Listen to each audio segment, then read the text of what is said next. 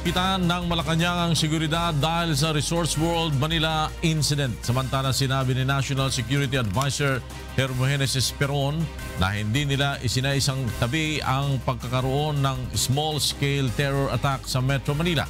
Makakausap natin sa telepono si Rosalie Cos para sa balitang yan.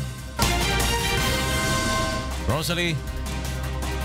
Magandang umaga, Flor. Doble ngayon ang pag-iigpit sa seguridad ng Presidential Security Group dito sa Malacanang. Hindi basta-basta pinapapasok ang mga sasakyan, lalo na ang walang car pass.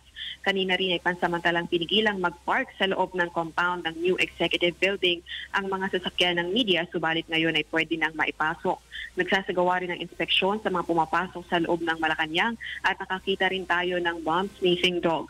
May mga armored personal carrier ding nakaposte sa magkabilang dulo ng JP Laurel. Samantala, ayon sa Malacanang, batay sa ulat ng mga otoridad, isolated incident ng robbery ang nangyari sa Resorts World Manila. Kinumpirma rin ng Malacanang na patay na ang suspect at nanawagan din ng pamahalaang iwasan ng magtungo sa vicinity ng insidente. Tiniyak din itong pangunahin pa rin concern ng pamahalaan ang kaligtasan at seguridad ng publiko.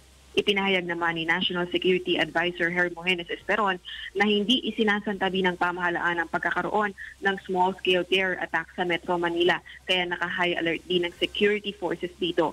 Gayunman, dapat pa rin manatiling kalmado ang publiko at makipagtulungan sa mga tauhan ng pulisya at militar. Nanawagan din itong huwag maging kasangkapan ng pananakot sa pagkakalat ng maling impormasyon.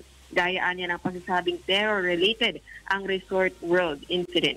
Yan muna ang latest live mula rito sa Malacanang habang inaantabay natin ang mga latest updates sa mga pangyayari sa Marawi. Gayon din sa Resorts World Manila, sa mga resource persons sa Malacanang briefing na inaantabayan na natin ngayon. Balik sa floor. Maraming salamat sa iyo, Rosalie Cos, nagulat mula sa Malacanang.